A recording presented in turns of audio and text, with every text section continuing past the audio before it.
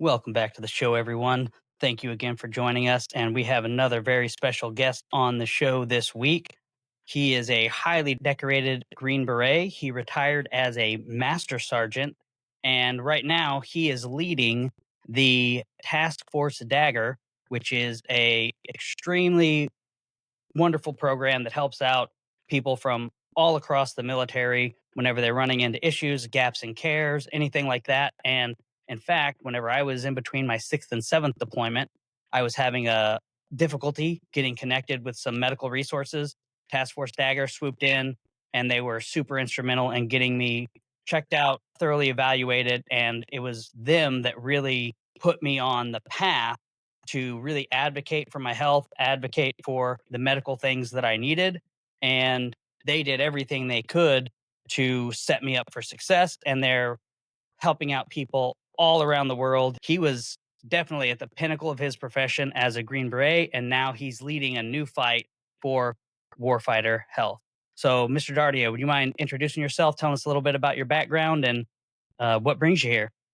Grew up in Maine, mostly on the coast. Grew up outdoors, surfing, mountain biking, skiing, kayaking, fishing, whole deal. Very outdoor centered and adventurous, right? I was always the adrenaline junkie growing up and always had a sense of service. So I knew I was going to join the military far back as I can remember. Wasn't until like junior high school I knew what capacity go to be a commando. Graduated high school, I played lacrosse, soccer, hockey, and did that whole thing. And then it's like, time to get out of here, time to go do some stuff, and joined with a Buds contract at 19 years old. I was in delayed entry at 17. I took a year off because I knew what I was going to go do to prepare. So I spent a year running and swimming and getting ready for that, and joined up, went straight in, graduated basic training, went to A school, screened again, got accepted, went to Buds. I started May of 97 is when I checked in, went all the way through first, second, third phase, and then started having some residual medical effects after some stuff that happened to me in Hell Week. I got put on some heavy antibiotics and didn't know at the time that I couldn't take those types of medications. So caused a lot of tendon, ligament, connective tissue damage, methylation deficiency, MTHFR. Didn't know what it was at the time until later I got genetically tested for it. And they're like, hey, did you have problems with X, Y, and Z? I was like, matter of fact, I did. Ended my Navy career. So, Wow. I wasn't getting better in PTR when I got recycled. Then I classed back up. I was like, get me out of here. Got almost all the way through my last few weeks in. It got to the point where I couldn't even walk anymore. I was getting carried off the beach, and I had arthritis in my hip, had a bunch of torn ligaments, torn tendons. I ended up getting medically discharged out of the Navy at 21 years old, right? And talk about massive blow to ego. It was like I didn't have a backup plan. It was death or graduation. So I didn't really think far past of not making it. That was never an option to me. And growing up in the environment I grew up in, it was always like, you won't fail. Like, Right. my father was always adamant about following through with things, doing things the right way, not out of a place of you're not good enough, but as a place where he grew up dirt poor with nothing and didn't want us to grow up in the same fashion. So it was really beat into us from a young age to, give everything you got 100% wherever you go and don't give up. So, I mean, that carried out to everything I did the rest of my life. So nothing on that side, but it was like, when I had to leave that place, one, I didn't have a backup plan. I tied my identity to being a Navy SEAL, right? And when that didn't work out, it was like not in a good spot, right? So I knew I had to get back home to Maine. It was my foundation.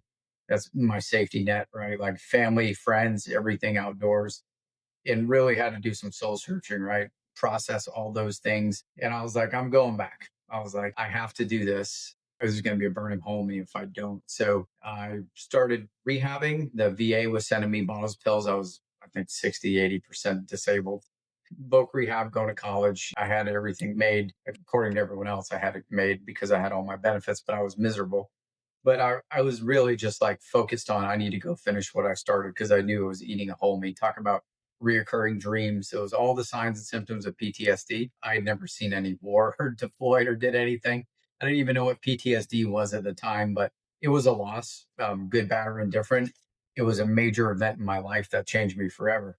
And it wasn't until later where the post traumatic growth occurred that figure out, hey, your why and your purpose and your gift. But I got myself back in. It wasn't easy. After September 11th, things got a little looser, but I ended up coming in the Army, and then Mhm. another contract. I came in the 18 X-ray program to be a Green Beret.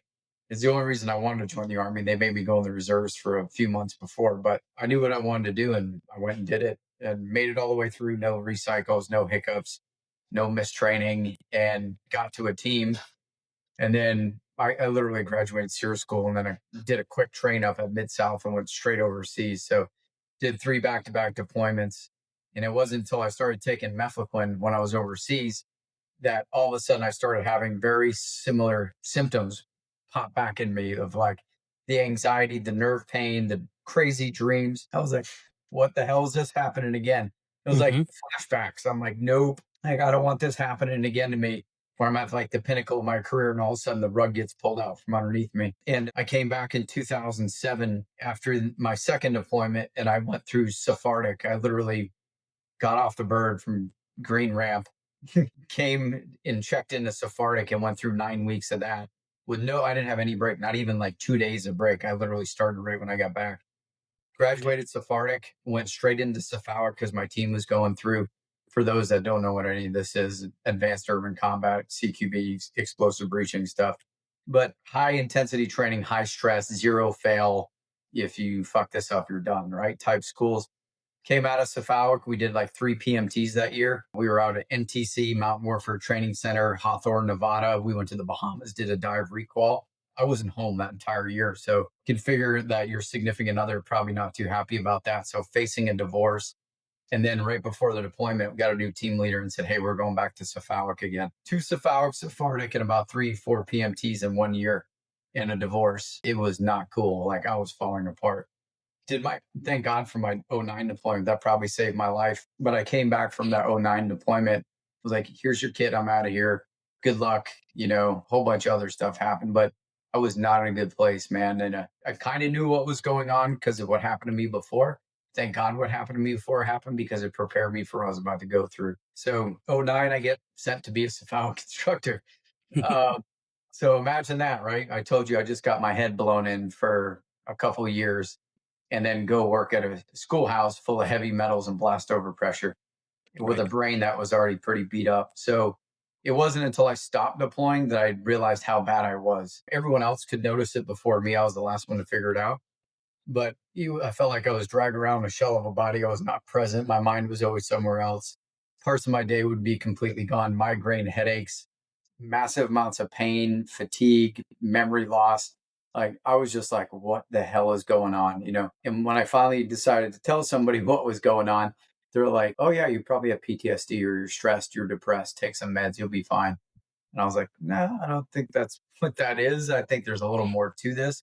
Yeah, I feel that way, but I shouldn't feel that way. I've got everything in my life where I want it, right? So I started doing a little homework about all the signs and symptoms I had, being the little problem solver that I am.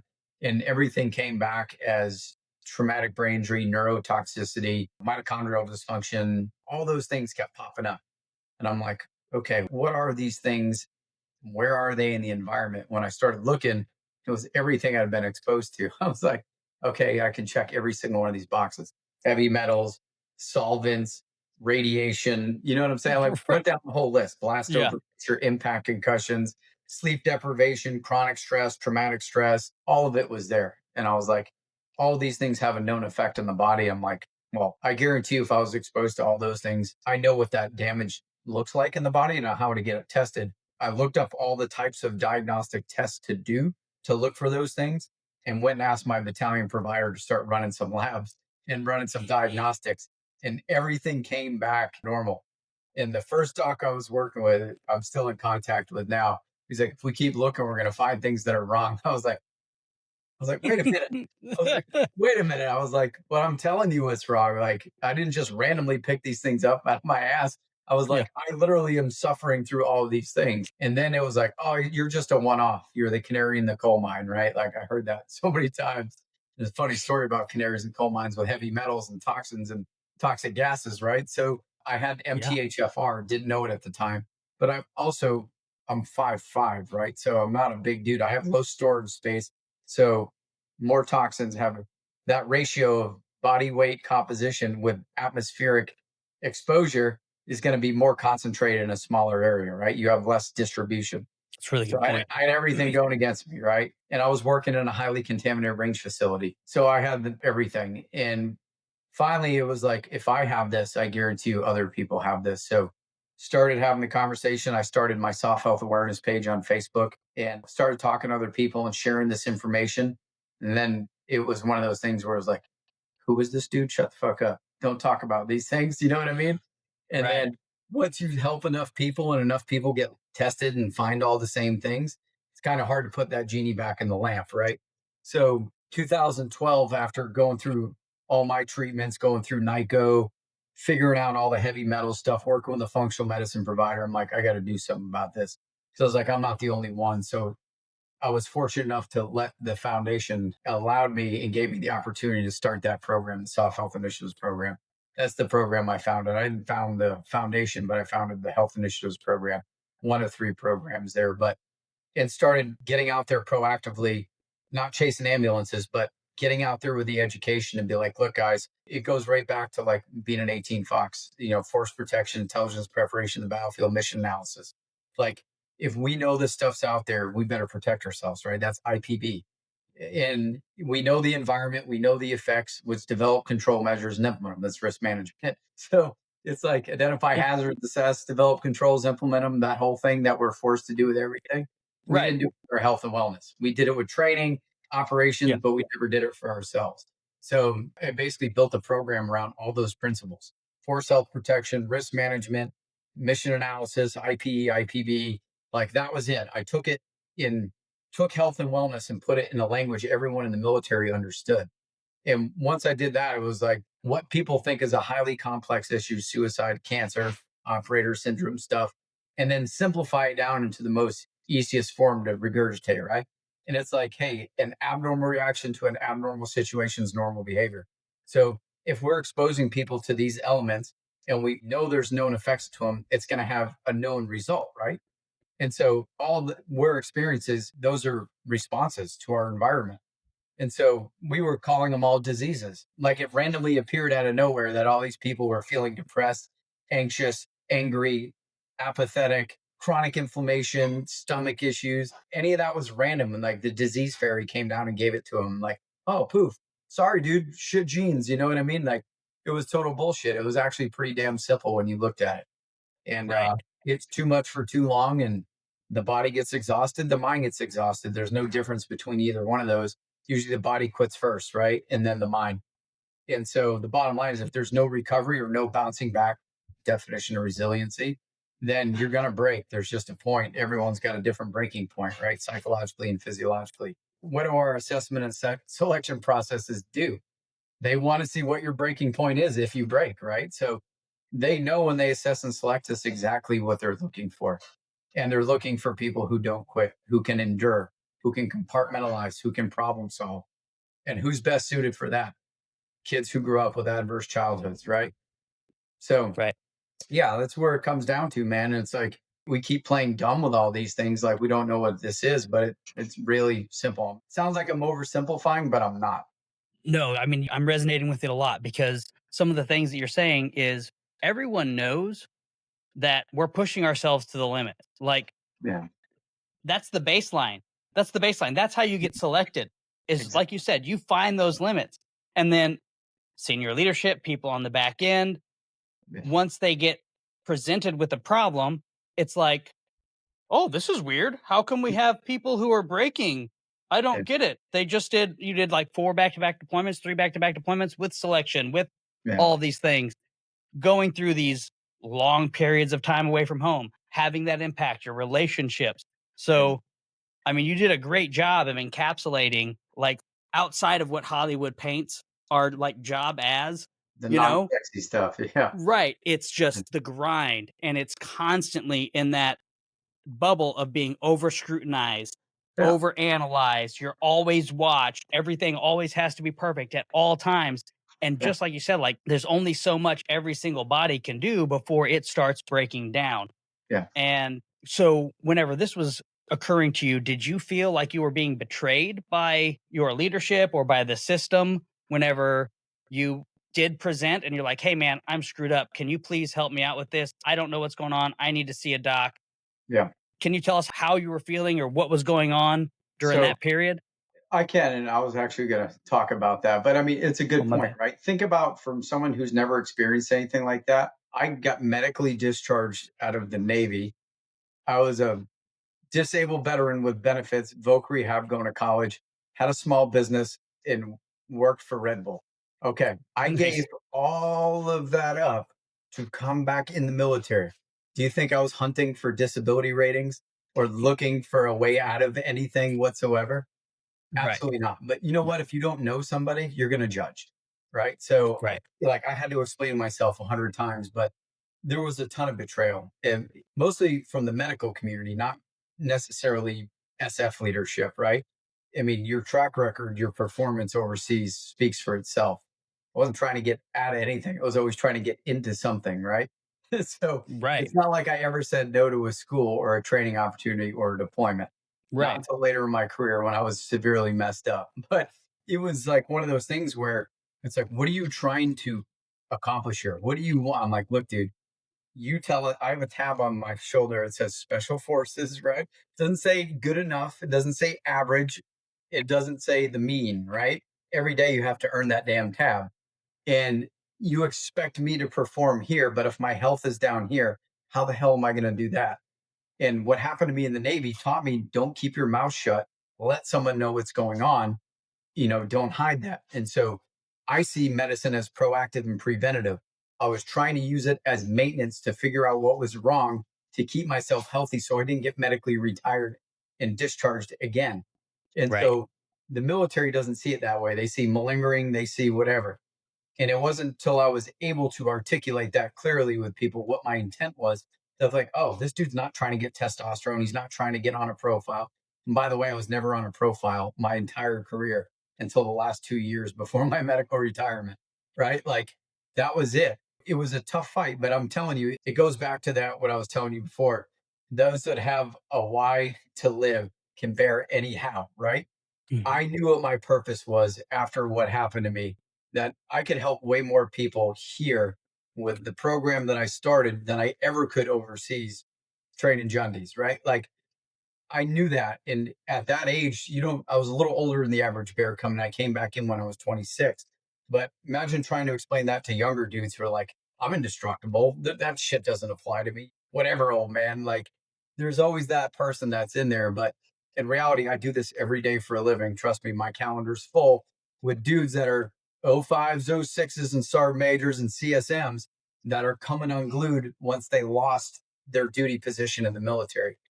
Mhm. Everything they use the military to distract them from all their bullshit in their life is full force when they're home with no mission, purpose, focus, and identity.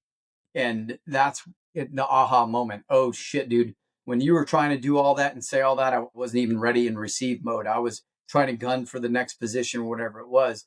But when they come out, the light bulb moment goes, aha. Then they're like, okay, dude, I get it. Sorry if I didn't listen to you or blew you off or whatever. But I don't take any offense to that. I was the same way when I was in the Navy. I was indestructible. I was apathetic as hell, didn't sympathize or empathize with anybody. I was like, you're a pussy, you're weak, you're fat. Like, we've all been there, right? Like, Right. and guilty as charged. I'm not going to deny that. But I was humbled at a young age. And that, what I thought was the worst thing ever to happen to me in my entire life, ended up being the biggest blessing, right? Silver lining of, okay, dude, put the ego aside, make sure you do things for the right reason, have a backup plan. And that's something that I learned. I didn't share that with many people until later in my life, but I had a lot of soul searching to do and a lot of ego death. And then come to find out later down the road, that process never stops. You're always growing, you're always learning, and you're always suffering, right? Without suffering, there's no growth. You'll be stagnant. So Right. you're going to be uncomfortable. And it's learning to sit with that pain, that suffering, that being uncomfortable is where you get the most amount of growth in your life, right? And so that's the maturity, that's the graybeard, that you can't Yeah. train.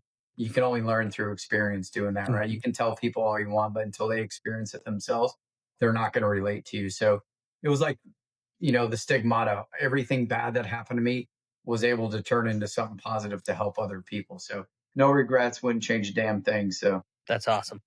That is awesome. So that's some really deep stuff. And I feel you there. It took me a while to get to the point where I was like, I'm okay with all this stuff that I went through because I felt like it was unnecessary. Like, Yeah. we have all the systems in place. I was asking specifically for what I believed I needed, and I was being gaslit. I was being told things like, it's all in your head. In Nothing fact, wrong with you. You look fine. yeah, like, I mean, I just promoted to chief. I was feeling great. I was putting in my officer's package. Like, my career was lining up. I was getting my back into the reserves, and had a other government agency contract position lined up really nice. Yeah. Everything was falling into place. I felt like I was at the pinnacle of my career in my prime, but my body was catching up and was actually breaking down, Yeah. and I was putting on too many band-aids and not really treating the deep symptoms and moving forward. So you went through this as a personal investigation, and you were able to get some comprehensive testing at Walter Reed and Cleveland Clinic, I, and yeah. that kind of Everywhere. helped. Awesome. And that Yeah. kind of pointed to like an aha moment, or can you tell us about that? That was like the validation, right? Before I went to NICO working with a functional medicine provider, I was able to get a bunch of civilian labs done. And the civilian lab showed everything: the heavy metals, the hormones, the gut inflammation, the thyroid issues. And if you just take that to a military provider, like, oh, that's bullshit. It's a civilian test. No one recognized it. So I went and repeated everything with all the military labs. Everything came back the same exact way, right? Got EGDs scoped, colonoscopy, everything was ulcerated, leaky gut, like everything was there. And then I went up to Mount Sinai Research Hospital and got the KXRF bone lead x-rays. My bones were packed full of lead. That was like literally the smoking gun, right? That was like, okay, no denying this. One of the premier research hospitals in the United States. It's showing that this is in here, it's having a known effect on you. And so that was like right there was like the turning point of, hey man, this dude had literally every single one of these things he was telling him, being gaslit like a mofo, saying, oh, this isn't a big deal. We've already looked at this problem. It's not an issue. Like, look over here, like total gaslighting, like you said. But that was like the validation. That was it. After that point, I went from the guy tilting windmills and being a quack guy, pseudoscience, snake oil salesman, to, Yep. hey, this dude knows what he's talking about. Have him come talk to your docs. I started teaching and educating, going out advising. Helped with the Methlequin stuff with Dr. Remington Nevin, and did a bunch of stuff with Boone Cutler. Got out there in some podcasts and then started writing, got published in a couple articles, and then wrote a couple scientific papers. So it was like once I had that bona fides, it wasn't, oh, what are this guy's credentials? He doesn't know what he's talking about, to, hey, man, come talk to us. Tell us what's going on. So I went from the alarm bell to the advisor, right? And literally, I ran the operation like UW, like 7 phases. That's literally how I did my campaign. I literally wrote it out in a notebook. How am I going to do this? How am I going to get the public support? How am I going to change the view on this? How am I going to overthrow this system that's not serving us? And literally wrote it out just like that. You don't get anywhere by being anti anything. I'm not a show everyone the problem, provide the solution, right? So Right. I'm not going to go out and say, oh, you're poisoning us, you're screwing us up. It's like, hey, dude, this is what we can implement right now to fix this problem. And even with that, there were still some people dragging their feet. They're like, look, dude, we don't have a solution for this problem now. So don't talk about this until we find a solution. I'm like, that's not the answer, because dudes are killing themselves. I lost more friends to cancer and suicide than I ever did combat. And I Right. was done. That was my moral injury. That was my trauma. Nothing I did in war kept me up at night. It was, losing people that we could have saved. That was like the big moral dilemma of, I need to do something. I need to do more. And Big that's what time. kept me up at night, literally answering the phone at 2 or 3 in the morning with people coming unglued. And figured out, after, let's see, 2012 started that officially, until 2023 when I went through STAR. I had to go to STAR. Like, mentally, I was done. I couldn't compartmentalize anymore, and started getting dysautonomia. And just from the stress, my nervous system couldn't regulate stress anymore. And it was because of that. I was compartmentalizing all the loss. And it wasn't until my Right. one of my soldiers and friend died of cancer and I had to bury him. I watched him go from a friggin' stud to a living skeleton, and spoke at his funeral. And they did a 21 gun salute in taps, dude. I about had a seizure, and I was like, oh, I guess I know what this is because I help people with it every day. I guess it's my turn in the shoot. And it was like, okay, let's go. It's time to go. So I went up there, and that's where I did all my ketamine therapy and psychotherapy, hypnotherapy, did all the therapies, That's and great. processed a lot of shit that was stuffed back there. emotional constipation. And Right. it was able to get my life back and feel better and take that weight off me. So Yeah. it definitely needs to be done. As much physical, recovery you do, you have to do psychological recovery as well. So mental Big, fitness. big time. And I think that it's something that is not talked about enough. So I'm really glad that we're having this conversation. I mean, I was in crisis. My body was breaking down in ways that I didn't even understand. I had physiological problems with me that I didn't even know. Even though I knew the known ones, there were still layers of the unknown. And even my peers, medics, SOIDCs, they've been through the Green Beret Delta program, or at least even the first part. I had friends on both, that have done both, but there's only so much that we can see and in the moment. And I was experiencing like crazy vertigo, panic attacks, Yeah. like migraines. I could not sleep an hour and a half, maybe 3 hours on a good night, but I would wake up posturing like Man. like this. Everything was in pain, and it was I couldn't remember the nightmare, but I woke up extremely triggered, heart racing, sweats.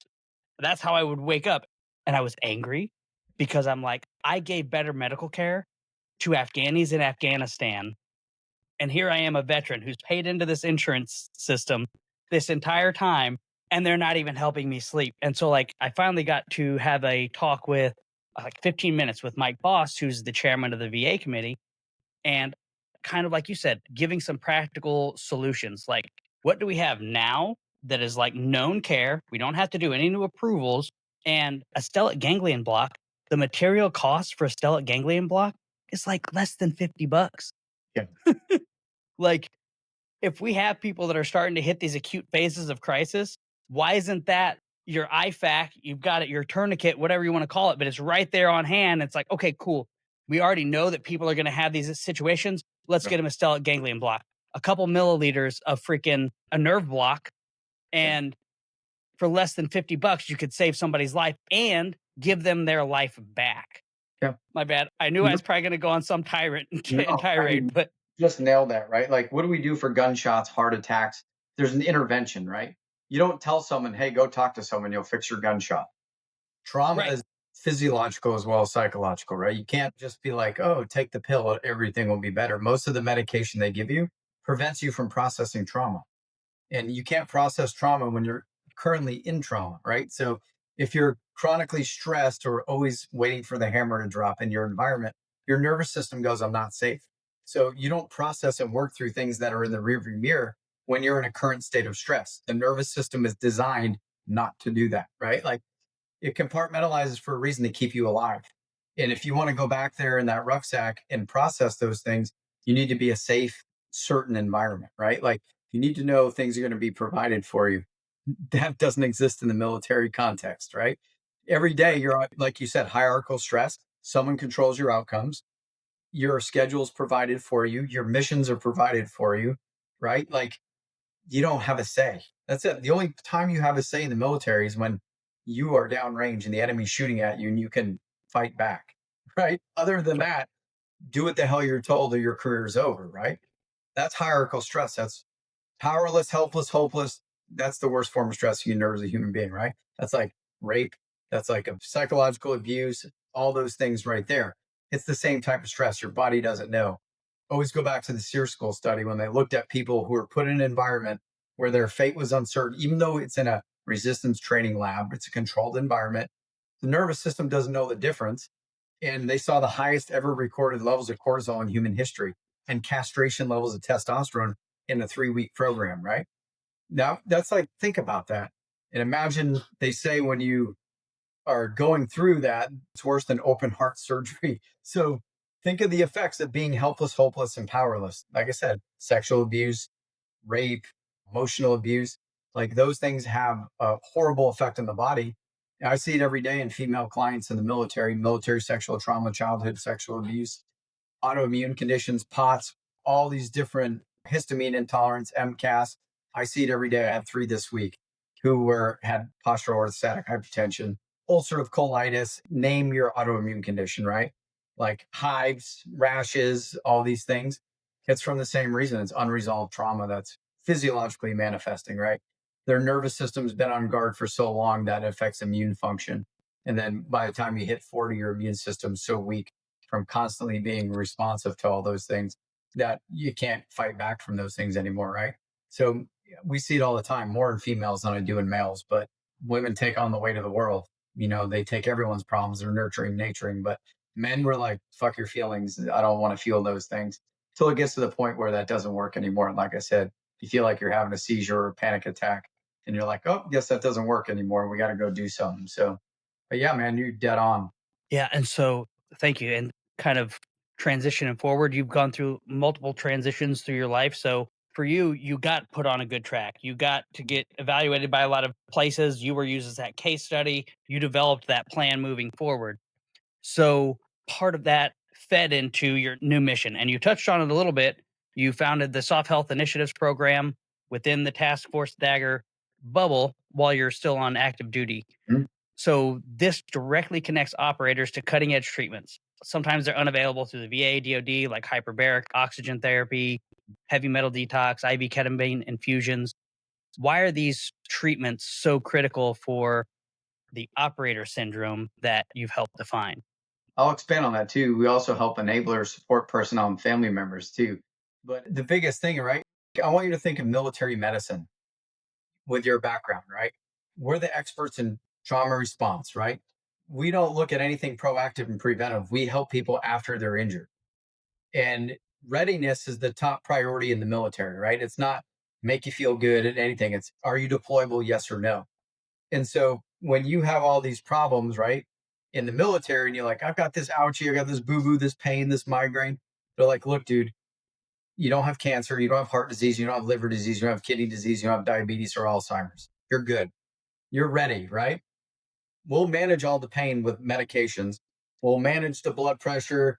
We'll manage the cholesterol. We'll manage the erectile dysfunction and all the other things that go along with stress. But we won't address the root causes of the dysfunction Right. and fix you, right? There's no fixing, it's managing, it's disease care. And unfortunately, or fortunately, like we're a war fighting function and we have to be that way, right? But I want you to think about one of the first soft truths: humans are more important than hardware. Humans are more important than hardware. Our hardware has all the checks and services, right? Your weapons, your radios, your vehicles, all those things have to be looked at regularly. They have to be checked, function checked, and then they have to pass a test to get back out operational, right? Hmm. Hmm. We don't have that. Right. Literally, you do your entry physical at MEPS. If you go in special operations, you get a flight and dive physical. Every 5 years, you have to get a flight and dive physical to stay current. And then it's over 40 transition. You're telling me humans are more important than hardware? Nowhere in that schedule is in the calendar is there maintenance put in there. It's all PT, PT, PT. That's not physical therapy. That's physical training. But there's no recovery built in our schedule. And so, Right. how do you expect us to go? It's like flying an F-22 for 20 years and like kicking the tires and looking under the wings, right? Like, how the hell you expect us to do that and function here where you need us to be without any of that, right? That's where the human performance and wellness programs came in because they understood that. But even with those programs in place, Total Force Fitness, H2F, and all these other big programs, maintenance is the least of the priority on there. It's the strength and conditioning coaches that get all the attention and the love, right? But there's none of that stuff in there that's like the dietitian always gets stuffed in the corner. Right. And Yeah. they can run labs and look at all the things that keep us going, our fueling, right? And you don't race a Formula F1 race car on shit gas, pump gas, right? Like you can't expect us as Formula One race cars to live off Red Bull and beef jerky and whiskey. You know what I'm saying? Right. We did Yeah. it, but a testament to resiliency and human physiology. We're still here, but that's not the way, man. Look at pro athletes. They don't live the same way we do in the military. And our consequences of a bad day on the field means death, right? So Right. it's high stakes game. We should be putting the same time and energy and effort into recovering us and healing us and making sure we heal faster. I'll go to your HBOT comment, right? Like that's a big point of contention across the entire spectrum between the VA's bogus bullshit study. And it's like, what is HBOT FDA approved for? Wound care, Yeah. carbon, And carbon monoxide yeah, poisoning, a couple other things, right? But when you get a dive burn injuries or patient, whatever. yeah, when you get a burn patient, what do you do to them? You put them in oxygen, right? Put Yep. them in a bubble. Yep. And what does that oxygen do? It heals wounds and prevents Hmm. infection. So imagine dudes that are constantly breaking bones, tearing joints. The number one cause of medical discharge is musculoskeletal injuries, right? Recovery, lack Hmm. of recovery, chronic injuries, right? And we have this tool that we could put people in post surgery to help them recover probably 30 to 50% faster. Anecdotally speaking, on my own experience using it twice to recover from surgeries, like, why the hell wouldn't we do that? We pump them full ibuprofen, which, by the way, prevents bone from healing. Like, like we were doing Right. it wrong the whole time, but we Right. had tools in place. The science is simple that getting exposed to more oxygen helps you heal wounds. TBI is a brain wound, right? It's a churning inflammatory process. It's just not your ankle or your knee, it's your brain that's inflamed. So why wouldn't we put somebody in the same type of environment to heal it? It's wound care.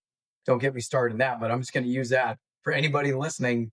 The common sense meter doesn't match, right? But anyway, non-standard of care, going back to my original point, is you're not going to find that type of help in the system because it's geared towards traumatic injuries, right? Like we have some of the best surgeons in the world that can put you back together, missing arms and limbs and all that, but they're not checking you for cancer. They're not looking at toxic exposures. They're not looking at pathogens. The shit we picked up in Africa and Asia, like they've never seen in the United States. Like infectious disease screening in us was non existent. Hey, take your pills before you go, take them when you get back, you'll be fine.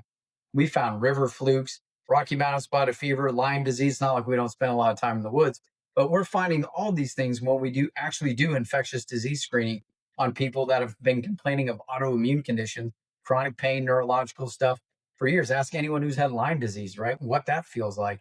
Oh, it's all in your head. You're depressed. You're anxious. You can't be in pain. You look fine. Like, and they have Lyme disease and they've been blown off and gaslit for years. Yeah. Same thing when we find river flukes and parasites and fungal infections and all kinds of weird shit we brought home. And Right. dude, when you help somebody and you provide them that level of care that they've never had and they find what's going on with them and resolve it, that's game changing, right? Like that's why we have a waiting list to come in our program because you're living proof, right? Like Yeah. we provide that level of care to, we're not putting tape over the check engine light. We're looking for the root cause of dysfunction. We're helping resolve it. And then you go back and you live better, right? You heal Yeah. faster, you perform better, and you're going to spend more time in uniform. So we're not trying to take people out and tell them, oh, you can't do this job. It's dangerous. You're going to get all these things. It's like, no, dude, like we wear personal protective equipment fucking mass, right? Because this pandemic that had a death rate of less than 1%, not even a fraction of that. But it's like we Right. put all this effort into doing that. But yeah, you guys go to Africa and huff in toxic food and shit contaminated water and food and Yeah. all these things, and we won't even look at it. We'll Yeah. pretend it doesn't exist. Pay into this insurance policy that's designed to give you health care when you need it. And then Yeah. as soon as you say, hi, I'm sick, can I get some help? Yeah. Denied. Yeah. It's insane, right? Like for me, it's baffling. Like it's like we spend so well, I know why it is. You can look at the pharmaceutical industry because they're benefiting off all of us being sick. It's like there's no incentive to heal or fix people. We have disease care. We don't have health care. You know, until that changes, we're going to be on the back end of the receiving mode of reacting to everything happening to us, right? Right. There's nothing in there to teach you how to repair, maintain, and operate yourself. I call Right. it, that's the book I'm writing, the operator manual. But it's like, we Awesome. should know. It's like, go back to rifle marksmanship. Like, before you get weapons and go out on patrol, you got to have some type of baseline training, right? Familiarization. Like, you have to learn about the weapon system, how it operates, right? Function checking. And you have to know the components of it, how to assemble and disassemble it and clean it and maintain it, right? And then most importantly, how to identify and correct malfunctions, like tap rack bang, right? Right. Like Right. we know that about our weapons, but when we're malfunctioning, there's no tap rack bang. It's, oh, you're malfunctioning, take a pill. Did you clear the Yeah. round out? If Is that thing still if if stovepipe? you get to the doctor to give you that pill. Right. So what do? We self medicate. We do what Yep. we, hey man, I have pain. How do I get rid of pain?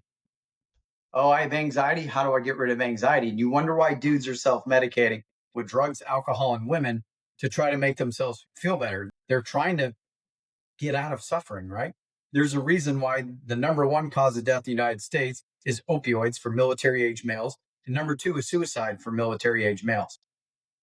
Look that one up, CDC. right? That's pretty bad, dude. What does suicide and opioid addiction have in common? Looking for a way out, looking for, Escape of suffering and pain, right? yeah, Okay, so how about we address the suffering and pain so people don't have to kill themselves or get addicted to drugs? big time, Yeah, like, big okay, time. where are we at with I know a problem now to solve that. Let's give them more pills. Like, Right, yeah. Let's just mix them all in there. Just throw a whole bunch of these things in there and see what yeah, shakes out. also known as Um, throwing darts, right? Like, no precision involved whatsoever. It's like, imagine if we plan and conducted missions the same way they do medicine. Oh, yeah, we'll drop a JDAM in that compound. We got them good. If not, we'll just keep dropping JDAMs on the other compounds until we right. get them. That's conventional medicine. That's allopathic medicine. And Yeah, there's no precision to it whatsoever. So, it's um, crazy. yeah, so I So mean, we're going that direction now. The precision medicine initiative. Everyone knows that, hey, what we did for the many years didn't work. Let's go a different direction. So we're not trying to knock down those doors anymore. Everyone's demanding that level of care. So mission success on that one, brother. nice, yeah. So that leads into just kind of a little bit of my story. Like you talked about the infectious disease and how you're helping people find things. It was through the Task Force Dagger Foundation I was seeing Dr. Gabriel Lyon for a brief period there in between deployments. Like I said, it's like, hey, band aid, see what you need to get referrals for and move on. And they did a great job. So they found, hey, I got multiple types of parasites, got me on a protocol for that. You know what I mean? So we started moving forward. So you've gotten tons of feedback from veterans in pitch situations like myself, and even beyond that, where you and your foundation literally saved their life. So, how does it feel to know that the system you built from your own struggle is now the lifeline for some of our brothers in arms? Right? It's why I was put on this planet, right? You figure out your purpose and your path. And it's like, okay, it made it all worth it, right? And you can't do it all by yourself. And there's so many other organizations and programs that have stood up now that we're partnered with. I've got a team behind me now at Task Force Dagger. Yeah, phenomenal team. Before it was a couple of us trying to figure this thing out. And like I said, it's not a fight anymore. Now I'm fighting for time in my schedule, being booked out. I see clients basically Tuesday, Wednesday, and Thursday all day, and Friday and Mondays are my admin days to clear my mind and get my feet in the sand and ground myself. And because it takes a toll. Like we're talking right now, today I had two cases that were almost identical to us, right? Like very similar. And, I don't get triggered like I used to, but you got to observe, not absorb, easier said than done, but it still has an impact. It brings up those things, but now it's not like, oh, it's like yeah, man, I feel for him. It's like one of those things. So you got to learn how to, like, after you come out of that type of environment, to work life balance. And well, it's total bullshit, but like more work life harmony, learn how to manage that type of transitioning from going coaching and consulting into, okay, back to family time, back to unplug from what's going on here, shut the computer off, put your phone on do not disturb. You got to set some strict boundaries with yourself and other people as well. If not, you're going to burn yourself out. And I've been there, man. I got burned out once before. Now Jenny, who works with me at Task Force Dagger, she's got a similar background to us in law enforcement and stuff. And she's like my right hand man, woman. And Mhm. when she first started on and had to hear these stories over and over again, it was like, oof, both of us are like, ew, because we know it hits home. And Mhm. so it's like, I don't want her to have the same fate that I did being in the hospital because of it. So it's like, For real. we check each other, every week. So it's really good having her on board. It's been a game changer. She's like the mom case managing, like you had Rebecca, I think, when you went through. You've got that continuity, right? But at the same time, she also needs time for her. So Yeah. that's something we've been working through. But more programs, like I said, have stepped up. Operator Relief Fund. We work All Secure Foundation. We work Special Forces Trust, Special Forces Foundation. Like there's Mission Within, Vets, Mhm. heroic hearts. Like we've got the Rolodex, right? And so we're not trying to do everything by ourselves anymore. I have people that ask me about plant based medicine or psychedelic assisted therapies. We do a lot with ketamine therapy and integration, but like all the other foundations that are doing ayahuasca, psilocybin, ibogaine, and all that, that's what they do. That's their bread and butter. So we have scholarships and partnerships where we can help people, whether it's paying for travel or paying for the integration therapy on the back end. We're not paying for the plant based medicine, but yeah, we work by with and through everybody. But my big focus was being proactive, not reacting. And so getting out there with the education campaign, my Instagram page, Facebook page, the writing I do with Havoc Journal and Epoch Times, like stuff like that, trying to get the information out ahead of time. And biggest thing is getting people while they're still active duty before they get out to get all this stuff looked at. We have great programs, the poly trauma centers, addiction centers, whatever it is. Tell everybody listening, do not retire, do not ETS, do not leave your career that's high trauma, high op tempo without going through these programs that are offered by either the military or the companies you work for. Take full advantage of that before you decide to cut the cord, right? And I would say 36 months prior to any major transition in life to allow yourself for all the medical intervention that's necessary. If you need any type of surgery, 3 years, right? You're going to get your surgery. You're going to have to do probably 6 to 12 months of physical therapy. And then to try to get back to full speed, it's going to be a process, right? And to get referrals done. So don't wait and think the last 6 months of your career, you're going to get all these things fixed, because you won't. So you need to start going to get seen 3 years before getting out. Minimum 12 months if you want to be in a poly trauma center like Star Prep or NICO or any of those programs. They're all backed up a year. And so make sure to get those things done. And everyone shits on the VA, but I'm telling you right now, the VA poly trauma centers are incredible. It changed my life, right? They offered everything there. And if I had the magic wand in DOD, I would put one of those near every major military installation. And I would not let anyone retire or get out until they got a screening and went through one of those programs. It's the least we could do as a community in the military, because if you send people packing with unresolved trauma and injuries and all these other things and think they're going to get fixed when they get VA healthcare, not happening. Not that it's bad, it's just bureaucratic and it's backed up. I just retired in April, right? Go to establish care with the VA just to have it, because there's some incredible things that the VA offers, like durable medical equipment, stuff for PT and stuff that I use. And for me to get an appointment was mid or end of March. Systems are actually working. So Yeah.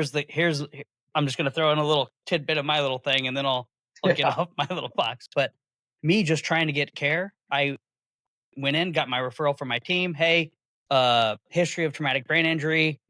We'd like to get him seen for PTSD, get him into one of the polytrauma clinics, right? Yeah. That was like the turnover paperwork. VA provider, so here we're talking imperfect world, doesn't tell me, doesn't do anything. 40-minute over the phone, wasn't even a telehealth. It was just a phone call. It wasn't even a video, whatever you call it, like a Yeah. video telehealth. It was just a phone call telehealth. Yeah.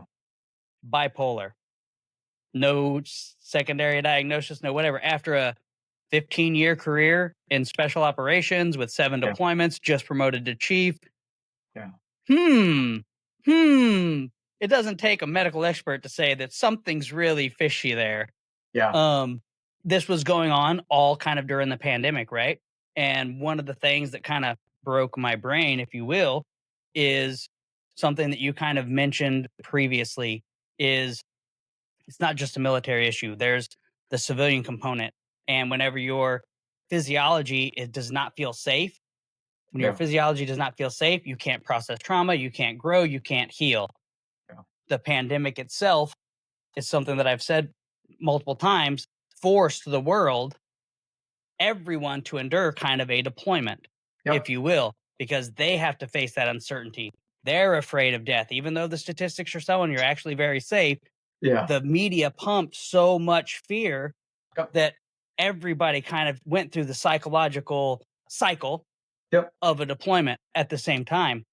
And so if we're already trying to integrate things like this for our war fighters, I think that it's very important. Here's what I believe. Much like emergency medicine and trauma, like surgery, advanced as a result of the war on terror and all the things that went on with that, my belief, my passion, and I think that it's very aligned with yours, is that we can take these lessons learned from our military, from our veterans population, and just like you said, have a preventative thing set up for the veterans, but also take all of that stuff out into the community, spill it over so that you're not repeating generations of abuse Yeah. because somebody is going through something that they can't understand. So I guess my question is, because I even brought this up to Boss, Congressman Boss. Yeah. I was trying to push for something like you're saying. Hey, don't let any of our you find your highest at risk populations, right? Combat veterans, special operators, people with high op tempo, maybe people in the medical, whatever it is, medical police, whatever it is. You find those ones that are like, these are the ones that statistically have these issues. Yeah. Let's put them into a transition program that does allow for that medical pre-screening, that does give them the ability, because they already have like a TAPS or whatever you want to call it. But how do we integrate the medical side? I know you've kind of like probably dove into this, but do you have any? What's your view? You've probably got a macro perspective. Oh, funny you say that because I started a program like that, ran it for 4 years called META. It's medical education, education services, transition service, and advocacy. And exactly 36 months out from transitioning out, you went through this program. We talked about everything we've talked about today. Not only that, I do my workshop with explain the health effects of the operational environment, operator syndrome type stuff, right?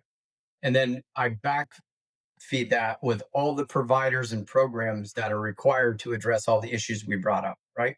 So having a nurse case manager there, the VA benefits people, the TAPS people, the behavior health, the chaplain service, military family life counselors. So we pull the scab back on a lot of these things we talked about, and then we provide the resources and they're enrolling in those programs that day, right? The nurse case manager would be there every single day and make appointments with people, get them in, get their history, their timeline, and then write all the referrals to all these programs. So this was being done for all SOF on Fort Bragg, right? And I did it for 4 years. And That's it's funny awesome. you say it because I started right when the pandemic kicked off. And it was another one of those programs where that came to me in a vision and a dream. I was like, hey, man, I need to do this for people before I get out. And my command sergeant major like just came out of nowhere. He's like, hey, dude, I know you do a ton of stuff for Task Force Dagger. He's like, can you do something to help the guys out, like getting out? And I'm like, funny you say that. I was like, yeah. I was like, when do you need it by? And the That's next awesome. day, I handed him 5 pieces of paper with my whole layout of the program. He's like, are you fucking with me right now? I was like, where'd you get this from? I was like, it was my retirement plan, right? And so I was able to do that. That was like a proper exit for me getting out. But I have that program that it's a proven model. It's effective. I ran it with a staff of one with a budget of zero, and it's repeatable. And I had the top people with me are like, dude, I wish we could do this. And like, it's way more effective than what we're doing. We're checking boxes. And just so you know that you know why the TAP program was stood up. No.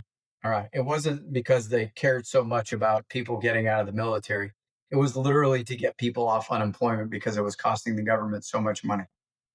Fun fact. All right. Right. So, Yeah. all right. So, and that program's geared toward like the E1 through the E5. Hmm. It's not geared for people who've been in that are E7 and above or friggin' O5 and above, right? Like we have different qualifications and things. Most of our people know what they're going to do when they get out, right?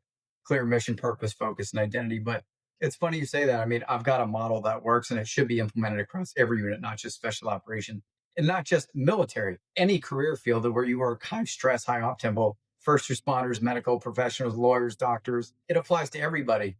When I'll go back to the beginning when I was talking about if you grow up in chaos, if you grow up in high stress, high threat environment, uncertainty, unpredictability, scarcity, if you're wired for stress at a young age, you're going to find yourself in a career that's just as chaotic, right? Because it's the familiar hell, you're adapted to it. Hmm. But when you come out of that environment and things slow down, that's where you're going to have the problems, right? That's where we see police, firemen, military, people who work with That's battered great. children and abused Yeah. children.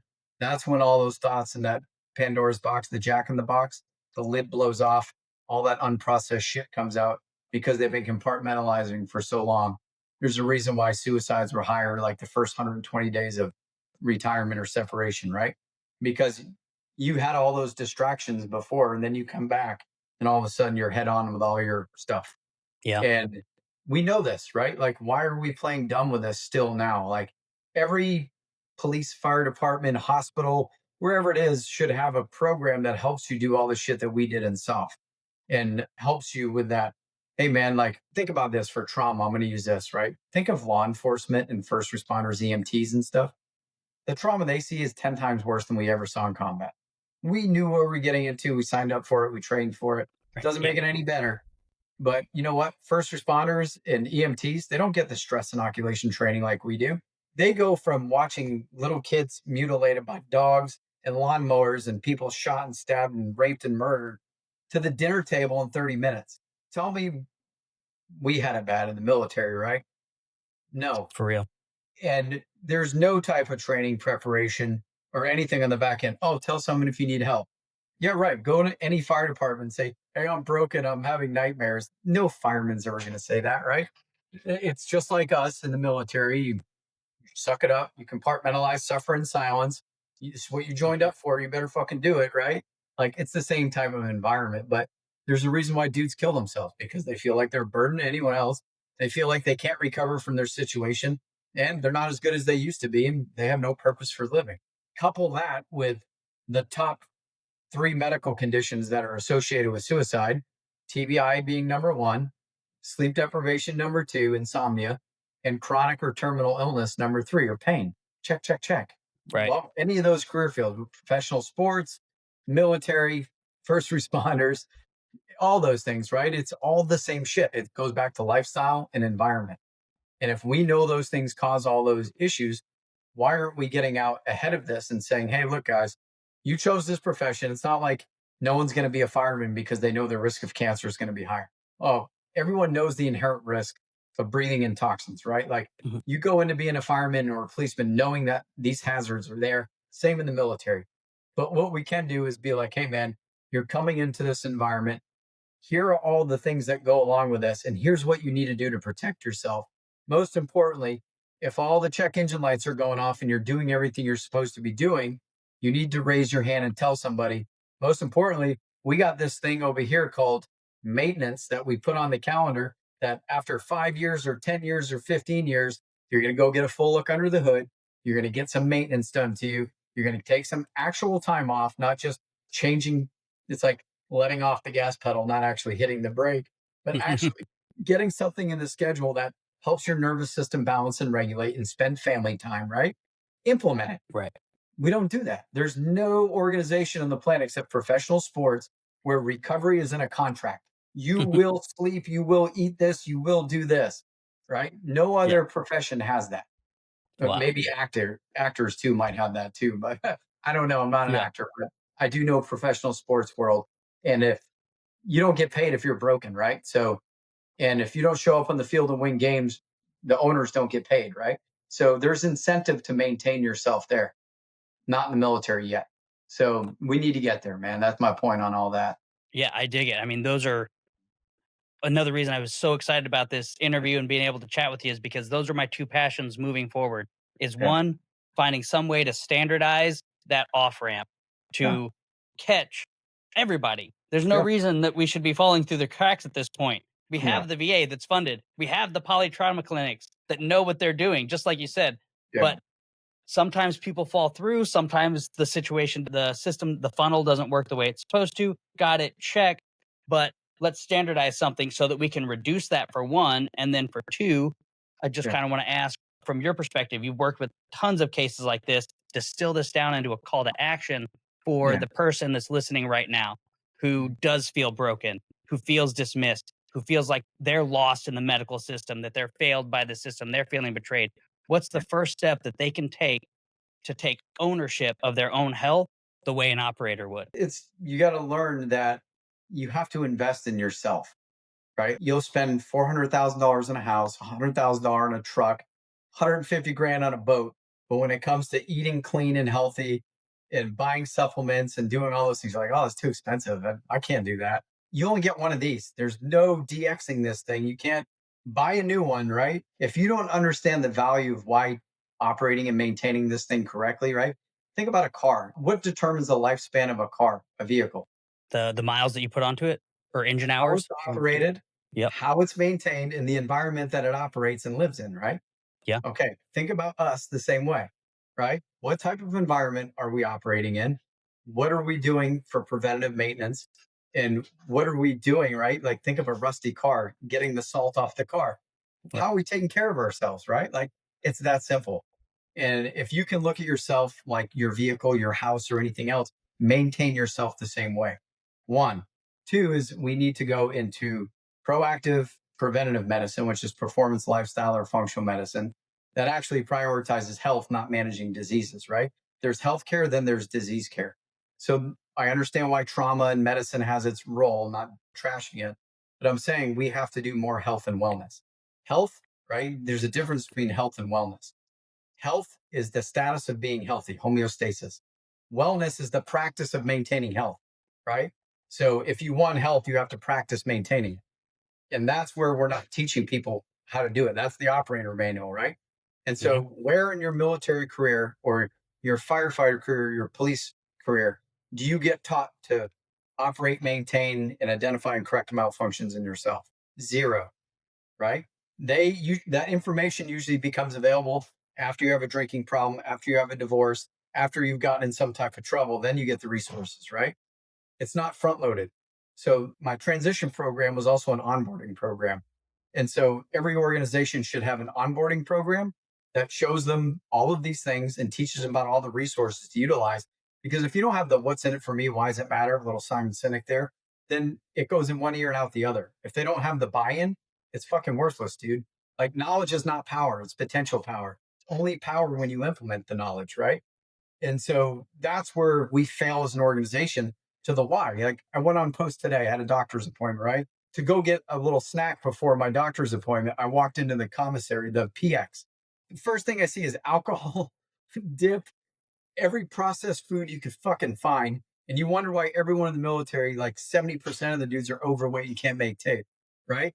We're setting people up for failure. And that tells me right there that even though we know all this shit of what that stuff does to people, metabolic dysfunction, and we care, we saw Pete Hegseth go on his little fucking speech the other day, fat shamed the entire military. It's like, okay, dude, you fat shamed every single one in the military, but did you figure out why they're all fat?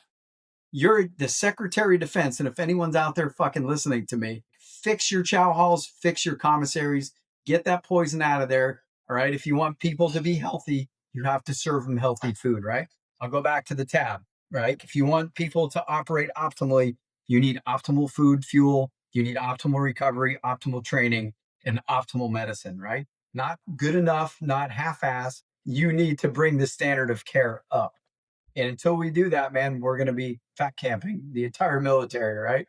Big So, time. yeah, man, it literally that simple, dude. And I don't know if there's anyone out there that wants to bring me in as an advisor for the DoD.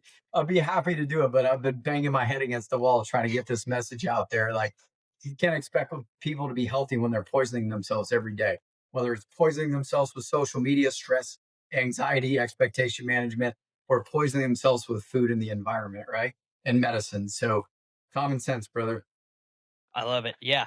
Just kind of from what I'm catching, hey, you're in that situation, you feel like you're not being heard, you need to take proactive steps for your health as you're trying to get the medical system to work the way it's designed. Yeah. Take those proactive steps for yourself. Eat healthier, put good inputs, take away some of those toxic inputs. So if alcohol is putting you and triggering you or something like that, you're going to have to develop that boundary. You're going to have to cut that out. Find your healthy relationship with food, with anything that you've got going on. So those are really great advice steps, and thank you for sharing those. So it sounds like we both kind of have this frustration of like beating our head up against the wall for like trying to advocate for systemic change. So Yeah. there might not be an answer to this question, but this is what I'm really looking for Yeah. is what can we do moving forward? How can we unite, collaborate so that we can find ways to change this system? Because it's pretty discouraging when you've talked about this, you've everything seems common sense. Like you said, like just apply the same philosophy that we apply to everything else to our veterans healthcare and we'll be fine, right? But then you talk to the chairman of the VA oversight committee and he completely blows you off. And his biggest response is, well, it's better than it used to be. No, the marketing is better than it used to be. Your image is better than it used to be. But the functional help is no different. Yeah. So, from those standpoints, how can we, as a community, as people who've been there, how can we rise up, get our voices heard, and advocate in the most professional way or the best way to find a positive change in this system that even the policymakers are really not wanting to address? I mean, it goes back to looking at the why, not the what. The what's the problem, the why is this happening, right? We fail. Government, we're shut down right now, right? Why are we shut down? I'm not even getting into that one, but why are people killing themselves? Why are people getting cancer? Why are people overweight? Why are people depressed? Go to that, right? And it goes back to the lifestyle and environment. Right now, there's a form of medicine out there that literally focuses on lifestyle and environment. It's called functional medicine. They look at the why, not the what. It's literally implement that somewhere along the pipeline. We can't get rid of conventional medicine because we need that because of what we talked about before. But there's a sequence in an order of what to use and when, right? So if people can stop going to the doctor and focusing on the what is the disease or the dysfunction? Why is this happening to me? Is it stress related? Is it toxins? Is it food? Is it relationships? Is it finances? All of the things, right? That's stress. Okay, if we know that over 90% of doctors' visits are stress related and stress is part of your lifestyle and your environment, why wouldn't we embrace a form of medicine that focuses on lifestyle and environment? That's simple, dude. Like, that's where we're missing. Right now, we have a system that focuses on diseases, not people. It focuses on problems, not root cause dysfunction. And it's like, all you got to do is switch, man. Like, give us a pilot program. Let us build an institution. Let us start a polytrauma center that focuses on this. Let's put some education out front while people are coming into service, right? We know we're recruiting, I'll rephrase that. If we're recruiting people to come in the military, we know the majority of military people come from military families. We might want to invest in that military family so that we have healthy, capable offspring to backfill us, right? Until AI and machines fully take over, we've got a readiness problem on our hands that's not getting better. It's exponentially getting worse. Obesity rates, autism rates, autoimmune conditions, allergies, they're skyrocketing. They're not going down. Cancer, skyrocketing. Mortality has decreased because of better care, but cancer rates are skyrocketing in young people, right? So we can't say what we're doing is working. It's not. We got to change direction. What's the definition of insanity? Doing the same thing over and over and expecting different results. It's not working, dude. We got to change the system of medicine to look at root cause dysfunction, right? That's it. That's my solution. Like, go there. Go to the why, not the what. That's awesome. I love it. So this is a very monumental task, and thank you for carrying this burden for so many Yeah. years. Thank you for recognizing me whenever I had the issue and getting me Sure. plugged in to a better path. So how can our listeners support this mission, Task Force Dagger Foundation, and help you change the future of healthcare, not just for our service members, but our communities beyond there?